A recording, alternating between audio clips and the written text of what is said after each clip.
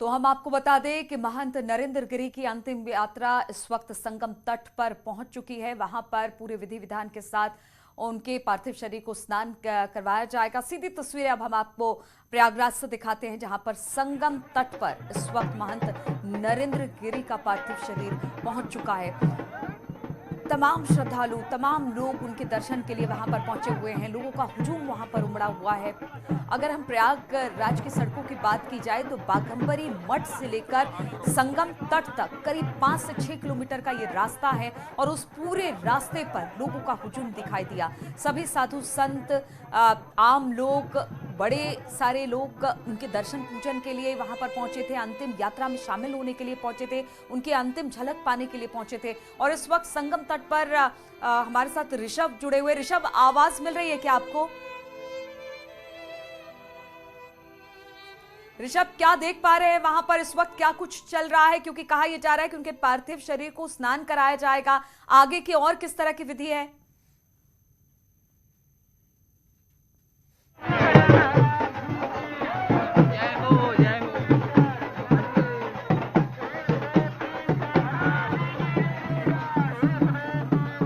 संगम तट से सीधी तस्वीर इस वक्त हम आपको दिखा रहे हैं। एक तरफ महंत को आज भू समाधि दी जानी है, इसके लिए बाघंबरी मठ में भी तैयारी पूरी कर ली गई है।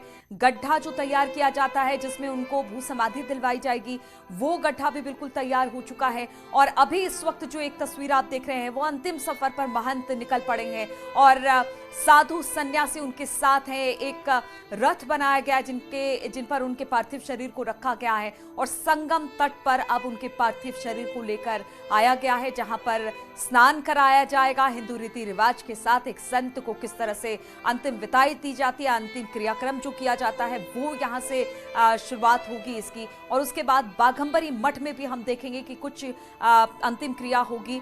लेकिन इस वक्त तस्वीरें संगम तट से सीधे, जहां पर खुद डिप्टी सीएम केशव मौर्य पहुंचे हैं और वो लगातार कहते रहे हैं कि आध्यात्मिक तौर से उनका बड़ा लगाव था महंत नरेंद्र गिरी से। और उन्होंने ये भी साफ किया, उनसे जब बातचीत हुई तो उन्होंने कहा कि कभी महंत गिरी आत्महत्या नहीं कर सकते थे, ये मेरा खुद का भी विचार है, जैसे लोग भी सोच रहे हैं। इसलिए इसको लेकर जांच बिठाई गई है ताकि ये साफ हो पाए कि क्या महंत नरेंद्र गिरी ने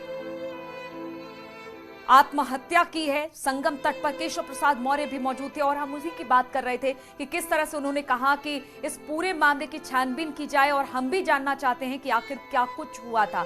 तो खुद अंतिम यात्रा में केशव प्रसाद मौर्य, डिप्टी सीएम उत्तर प्रदेश भी मौजूद हैं। हमने इससे पहले बाघंबरी मठ में भी उनको देखा था। ऋषभ हमारे साथ मौजूद है। ऋषभ, अगर आवाज मिल रही है इस वक्त, वहां पर क्या कुछ चल रहा है?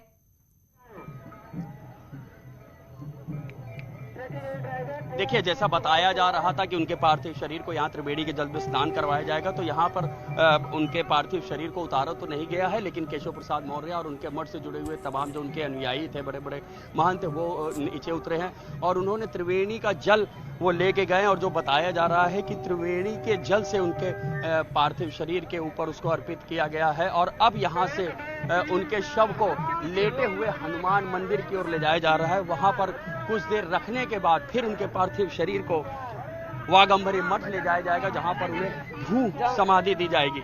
जैसे कल से बताया जा रहा था कि त्रिवेणी के जल में स्नान करवाया जाएगा, लेकिन मैं यहाँ मौके पर मौजूद हूँ। उनके शव को, उस शव यात्रा का जो वाहन था उससे उतारा नहीं गया है, वरन केंद्रीय मंत्री साध्वी निरंजन ज्योति, उत्तर प्रदेश के उप मुख्यमंत्री केशव प्रसाद मौर्य और उनके अखाड़े और उनके मठ से जुड़े हुए तमाम साधु सन्यासी खुद नीचे उतरे हैं और उन्होंने त्रिवेणी का जल लिया है और वो जल अर्पण किया गया है। बताया जा रहा है कि अभी जब लेटे हुए हनुमान जी के मंदिर में उनका ये पार्थिव शरीर रखा जाएगा तो वहां भी इसी त्रिवेणी के जल से उनका अभिषेक किया जाएगा। जो सनातन धर्म की परंपरा है उसका पालन किया जाएगा और वहां से फिर लेटे हुए हनुमान जी के मंदिर से पार्थिव शरीर उनका बाघंबरी मठ के लिए भू समाधि देने के लिए रवाना होगा।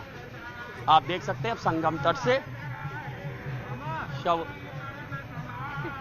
बिल्कुल सीधी तस्वीरें संगम तट से हम आपको दिखा रहे हैं। और जिस तरह से ऋषभ ने भी बताया कि पार्थिव शरीर को संगम तट पर उतारा नहीं गया, सिर्फ त्रिवेणी के जल को लेकर उनके शरीर पर डाला गया। इसके बाद लेटे हनुमान जी के मंदिर लेकर जाया जा रहा है उनके शव को। तो ये तमाम तस्वीरें जो हैं वो हम अपने दर्शकों को दिखाते रहेंगे, लेकिन यहां पर रुकेंगे एक छोटे से ब्रेक के लिए।